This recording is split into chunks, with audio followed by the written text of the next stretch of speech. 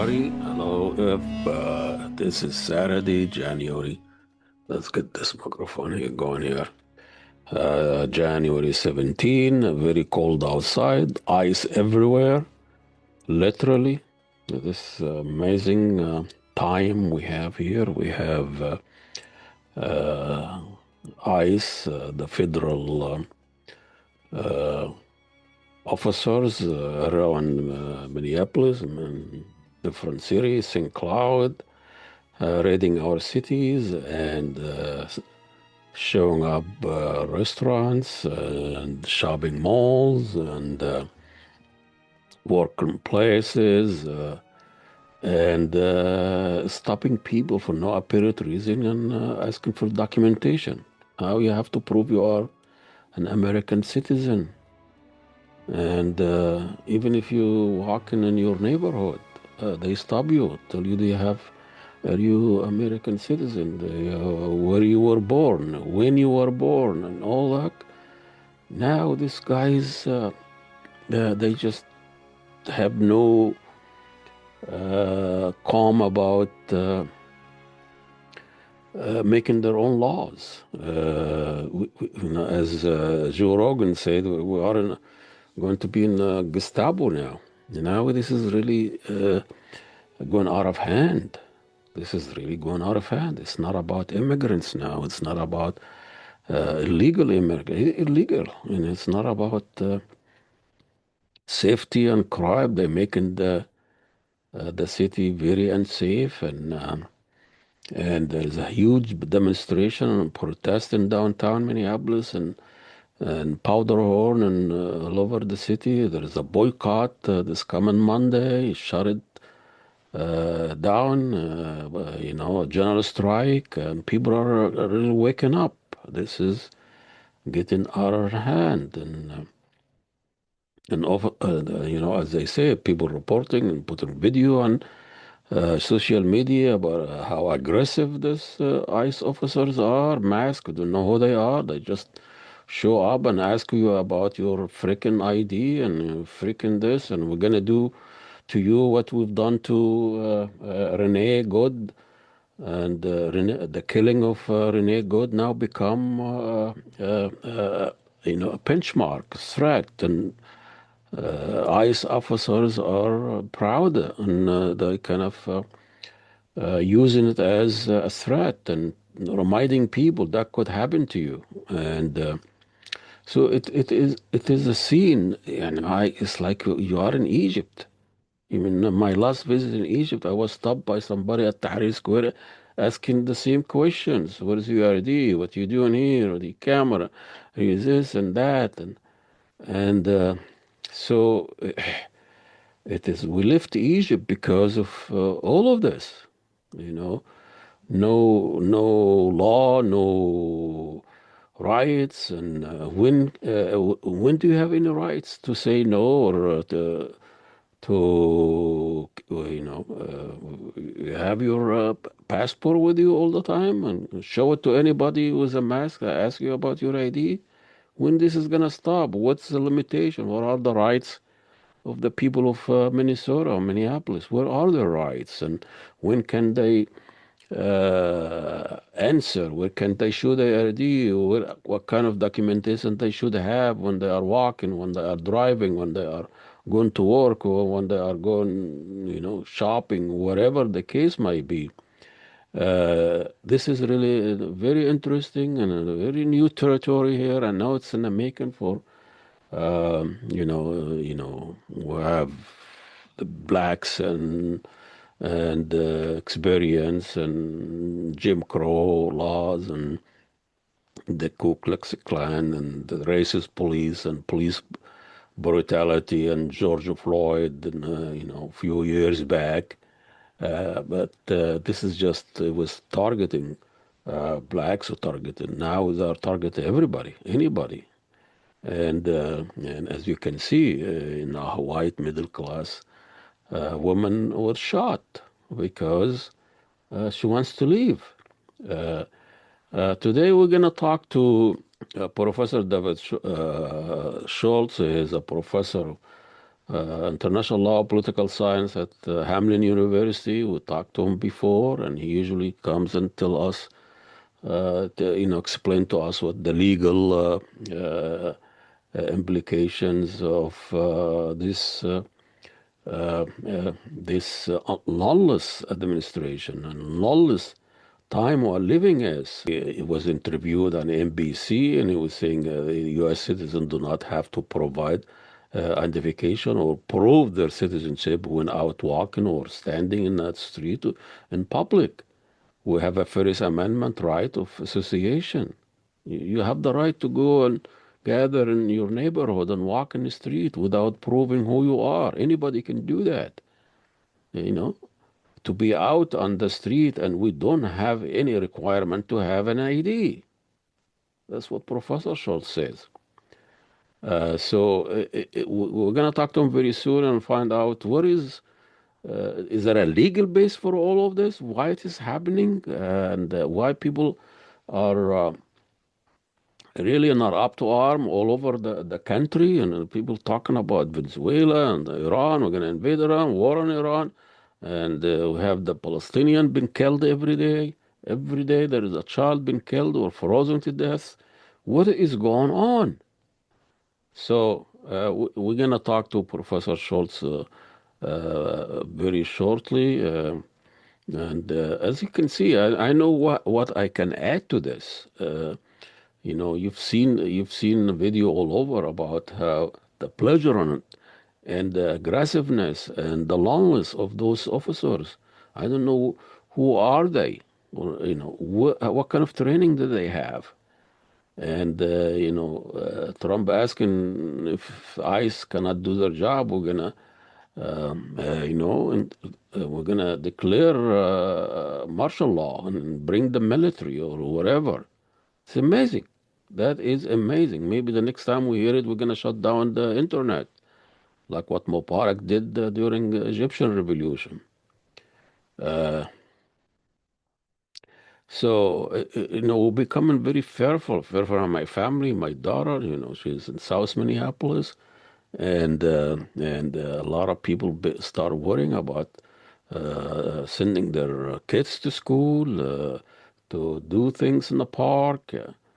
So I just uh, I thought this is just a game from the village idiot to divert our attention from really what this can go on to in wars and uh, kidnapping a president of a sovereign country or threatening war in Iran and the shifting wealth and of a country run by oligarchy. Those are really the main issue. Over 3,000 officers now from ICE. I don't know how many policemen we have, and why don't people call the police? The police of Minneapolis, they should come and watch this and be a witness. As you can see today, there was a big demonstration and protest, and then people come from out of town. They kind of anti protest, and this idiot, whatever racist Nazi guy, and his few people came with him, and the police came and separate the protester. And I think that police should do the same thing. When you see ICE agent coming and snatching people and stopping people and smashing the window of their cars and pepper spray their faces, they should come and witness this and documented this.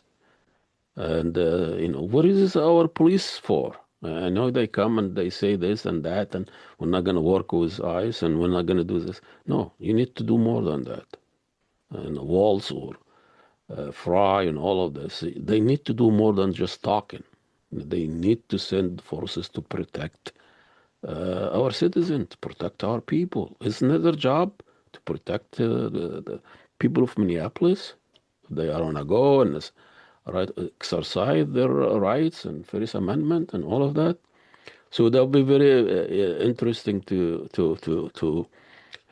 see, and we'll watch for Dr. Schultz, and I think very very shortly. And Hello there. How are you? oh, how are you? Cold. Isn't it something? It's there. Is the ice there in your house? Depends on what kind of ice you're referring to. The bad ice. The good ice is here, Uh, the bad ice is not here.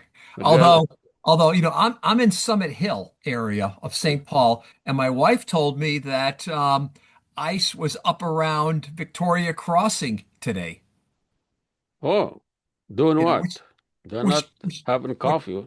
yeah, I wouldn't have. Yeah, I was going to say they probably showed up for at bread and chocolate, but I'm surprised because, uh, as you know, Victoria Crossing is about as white Caucasian and as affluent as it possibly gets. Well, obviously, there is no. They are color blind now, Ice, and we're talking about Renee Good. She's been Yeah. shot in her car, and now now they're using the killing of Renee Good as proposition and threatening people. You're gonna get the same fate. So they're not shying away from this. So they're not. No. So you wrote a piece, or you were on NBC, and you talked about this phenomenon that people been stopped while walking in their neighborhood with dogs or going to work, walking the streets or gathering anywhere.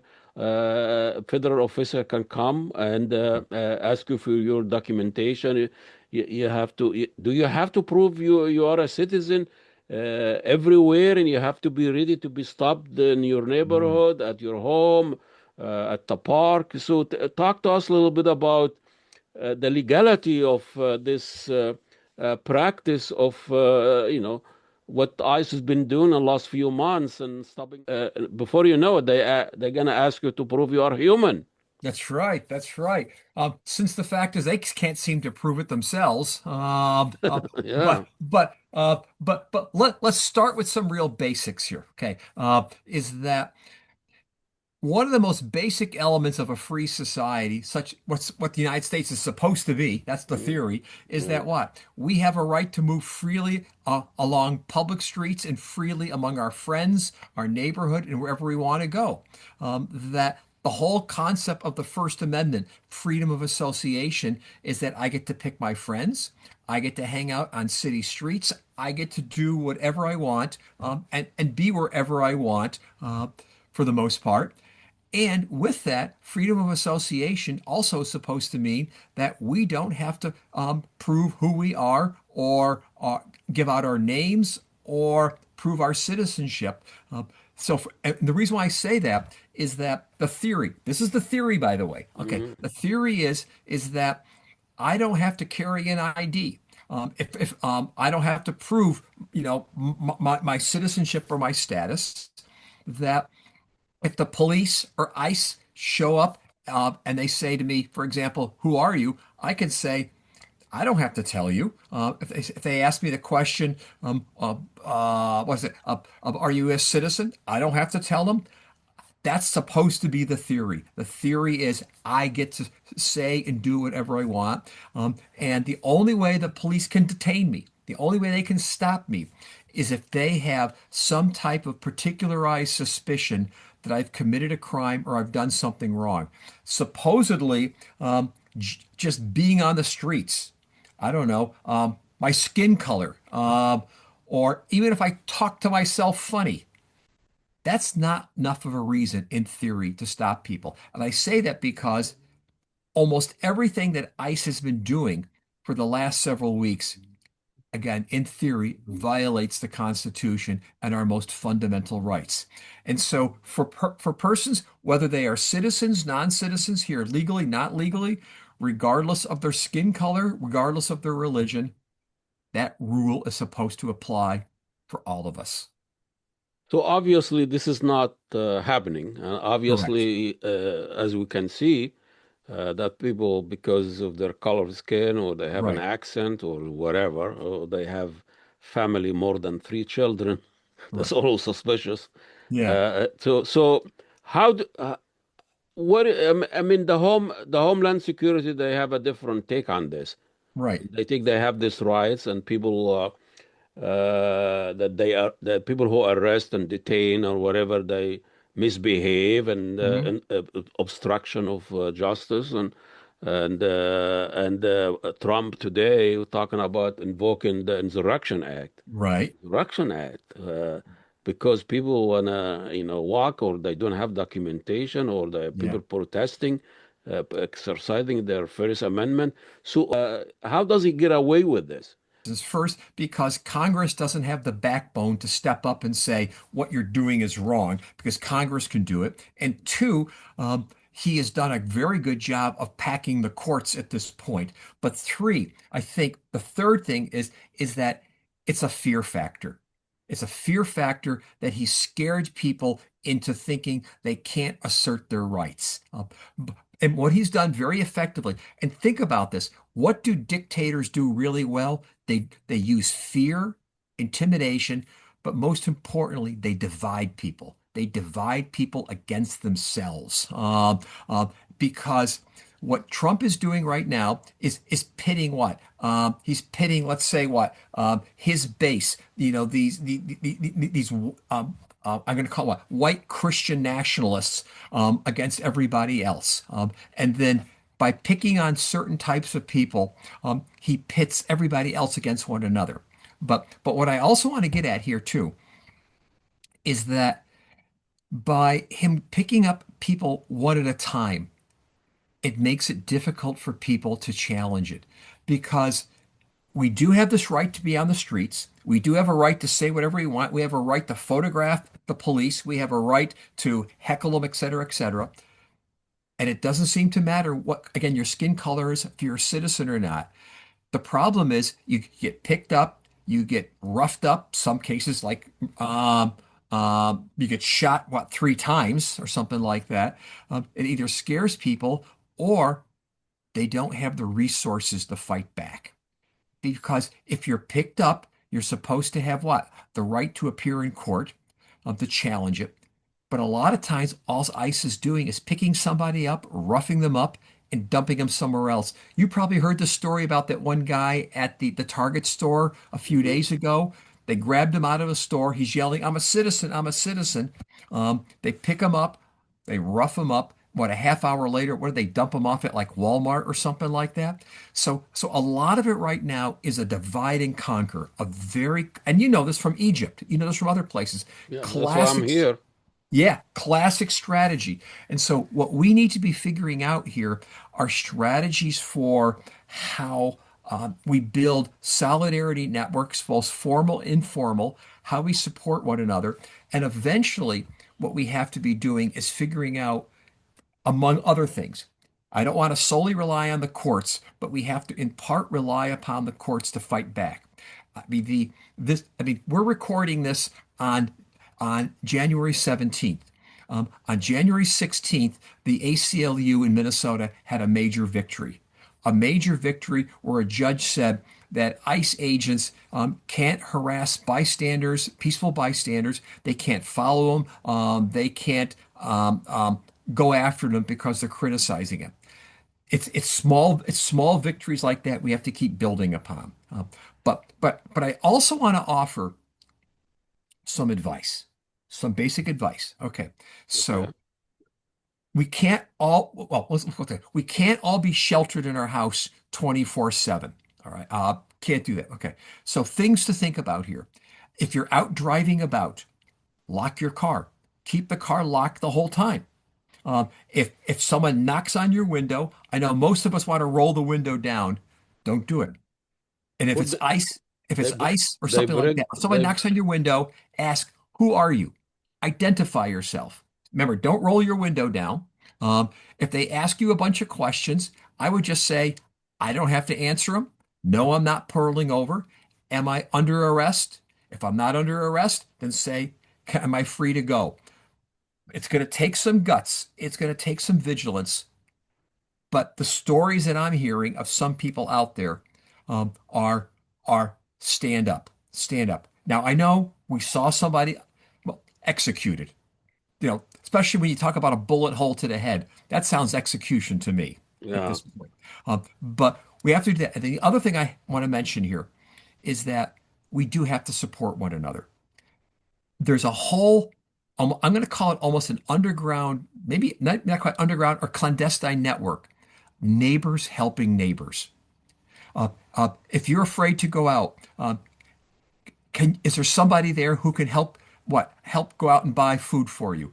If you're okay to go out, can you buy food for your neighbor? Can you deliver things? Can you help them? Can you be an escort?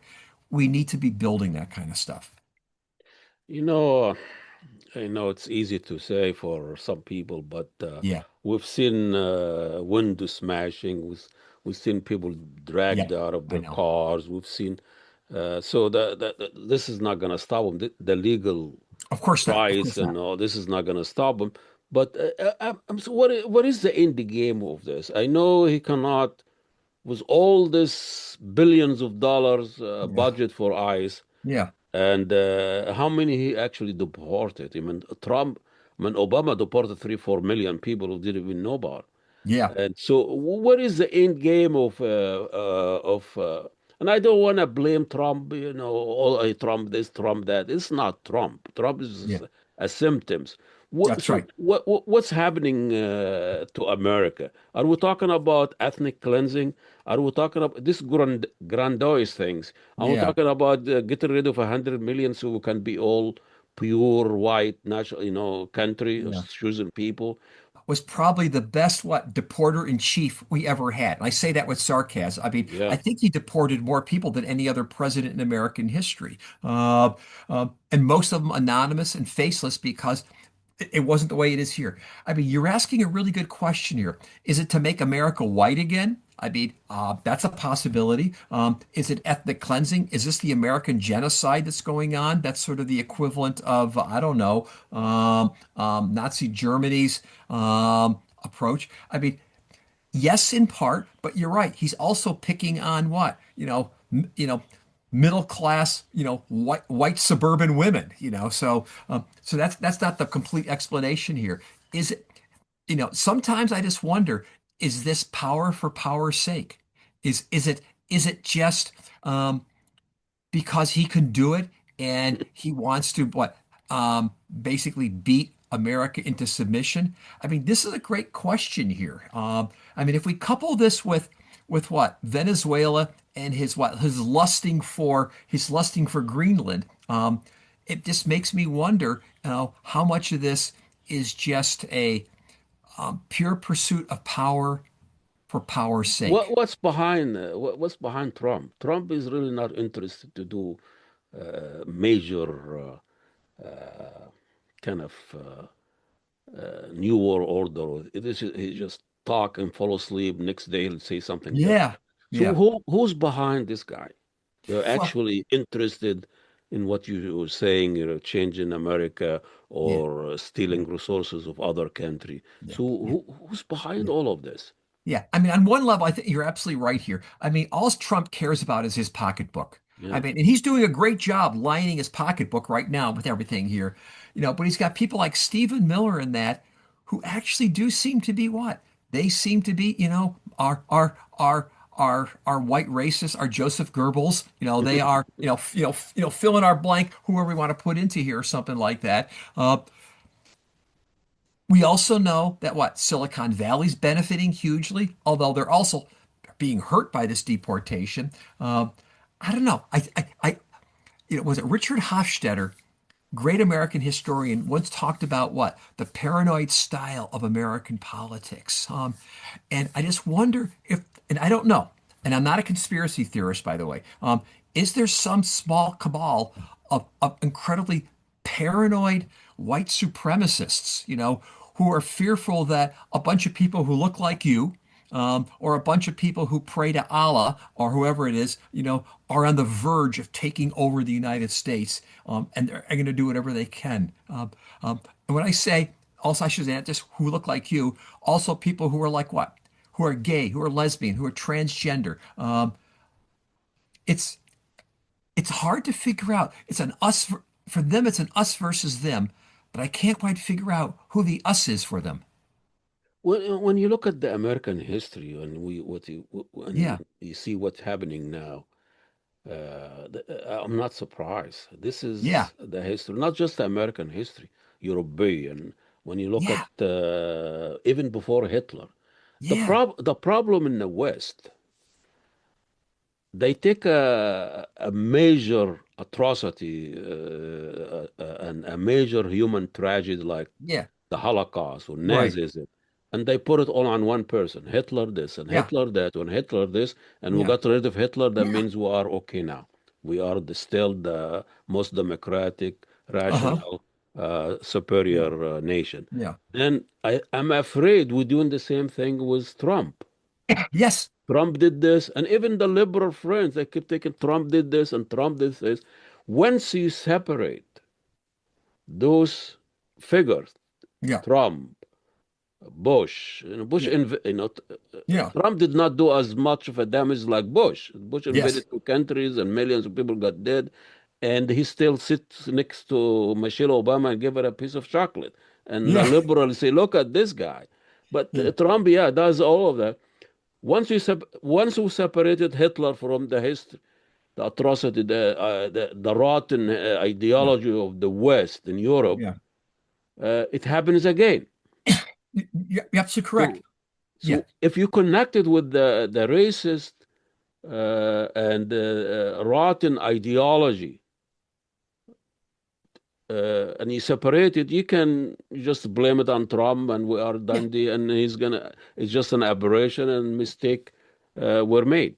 Yeah. Uh, And that's the easy answer. I agree. Okay, so a few different thoughts here. Okay, first, on one level, I'll take America's character already all back to 1689, the Salem witch trials. We've always wanted witches. We've always had that other, the person who we want to persecute. That's part of that paranoid style in American politics that's been there. It's been what? It's been women. It's been gays. It's been what? Women who want to work. It has been, I don't know, labor unions. It has been people of color. So we have always had this ugly streak in American history that comes out repeatedly. But I think the roots of Trumpism go back at least to two or three things. One, they go back to the 1960s, and I'm going to call it sort of the middle class revolt against cultural change. It is about the idea that the 60s is all about cultural change, 60s and 70s. And as Nixon would call them, it's the silent majority who don't like what? The women's rights movement, the civil rights movement, the gay rights movement, et cetera, et cetera. But then the other aspect really starts in the 70s, I think in the 80s.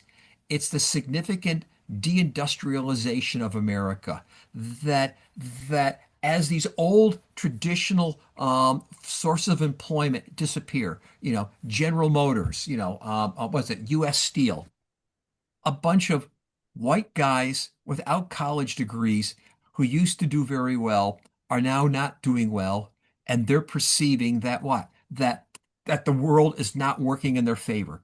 And what Trump has done really well is play on these cultural anxieties, play on these economic anxieties. But it was building. It was building even before that.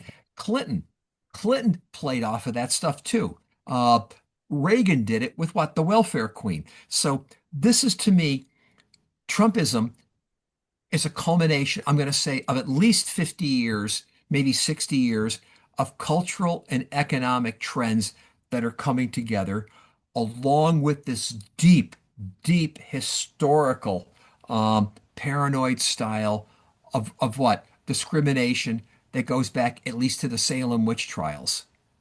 so who benefit from this then? Obviously, those Trumpers, whatever the Right. people who support Trump or they think he's gonna clean this country or he's gonna get rid of Yeah. whatever this poor welfare queen, and Yeah. they're not the one who's benefiting from this. Obviously, they ended up out of work. They ended Right. up they have to do the work that the immigrants were doing. Uh, so this is just the argument that Yeah. the ruling class Right. bring it to our media, our school, or whatever, talking heads and think tank Yeah. to convince the people that they actually not benefiting from what Trump is doing, what the Yeah. country is going. So to divert him from, as you say in the beginning, from joining the revolution or joining the people asking for change. So The figurehead representing yet another effort to restructure capitalism as neoliberalism is falling apart. And I think so. I mean, if you think about it, neoliberalism was based upon sort of like return to market fundamentalism using the banner or the language of what freedom. I would argue that Trumpism is about what? Nationalism, mercantilism, state capitalism, and it's about using more authoritarian types of forces to operate capitalism. Maybe my parallel, uh, Pinochet's Chile in the 1970s, which is basically what to create a more authoritarian form of capitalism. Franco's Spain. I'm trying to think. In some sense, I would even put China in the category I mean, it's not communism. It's some form of state capitalism. And so the way that you discipline workers, the way that you discipline and maintain profitability is by using not neoliberal institutions, but by using state authoritarian institutions to basically maintain profitability and address or reduce the costs of the welfare state. That would be sort of a theory. we do away with the market, free market, and Right. the dynamic of the free market and mechanism that for years, hundreds of years, we thought they thought the market is mother's milk that solve Right. all our problem. Now the market is not, and then now you have to use force and you have to use power to make sure the people who don't want to lose and they want to keep wealth, they keep it that way. That's right. That's right. I mean, because I mean, we're at a point where what is it? We have the greatest gap between the rich and poor ever in American history. What is it? The top, according to Forbes, the top 30 richest Americans own more than the bottom 50% of the rest of the population. People are angry. I mean, including his base. Those people who voted for him, they're angry too. They're angry. They're resentful. Everybody else is angry. The the solution typically would be okay to buy off anger, increase wages, increase the social safety net. Well, there's an alternative strategy. Instead of buying people off, uh, put chains on them, clamp down on them instead. Let And them so fight each other. yeah, fight each other. And so again, are we going from what? Neoliberalism to authoritarian capitalism? In part, I would argue, also, again, to draw the analogy here, if I can here, in some sense, wasn't that what fascism and Nazism was? A form of what? Authoritarian capitalism? So where do we go from here? What's going on? Should we go out or stay home or what? You know, you're I asking cannot the zoom my grocery. That's right. I hate to say, I'm going to hate to say what I'm saying here, but when ICE executed a white suburban woman, that might help in terms of building solidarity. I hate saying that. I don't like what they did there, but if it had been what? If it had been a brown skin or a dark skinned person who is Muslim, there would be nowhere the same, reaction to it. So maybe it is now. How do we take tragedies and build solidarities? Also, although I don't think voting is the be all end all, we do live in a country that it's about electoral democracy, or at least elections anyhow. We've got to get people to show up to vote. Yeah, I know that there's a risk that we could see the elections, rigged, et cetera, et cetera. But it's got to be a multi-pronged effort. And so I wish I had the definitive answer, but it's got to be to use both the weapons of the weak, to use multiple avenues to combat this. I don't know if we have the time. Wait for everybody I say don't know. wait I for don't know. midterm election. Send the letter to the I know. senator, they all in cahoots. They are. Well, Even in our democratic whatever, they are in cahoots and they end up voting for increasing budget to the military, yes. increasing budget to ICE. So who will rely on? I mean, as you Yeah. Yeah. say, it gotta be us going on the street and Yeah. going Yeah. unified. And Yeah. I Yeah. don't know See, if I can wait for I don't a know either. midterm I mean, election. I'm not the first person to say this one. I believe in a two-party system. I'd like to see one emerge. I mean, we're the Democrats. I Yeah. mean, I mean, they keep saying they can't do anything at this point. I can't believe that the Democrats don't have leverages of power. They've got tools. I mean, look at they shut the government down for what 43 days last year. What did they get out of it? Nothing. Nothing. And I think is it going to be in February? I think there's going to be another point of where the government could potentially shut down. The Democrats have some leverage. They're probably not going to be able effective in that one either. So I want to have a two-party system. I want actually to have a party out there, another one. The Republican and Republican light, or the vice versa. And Yeah, I think once you have corporate Republicans, I mean, corporate party and corporate, I mean, yeah, cost billions of dollars to run for an office. yeah, Who's gonna? I mean, it is a capitalist system, and the capitalists decide, yeah.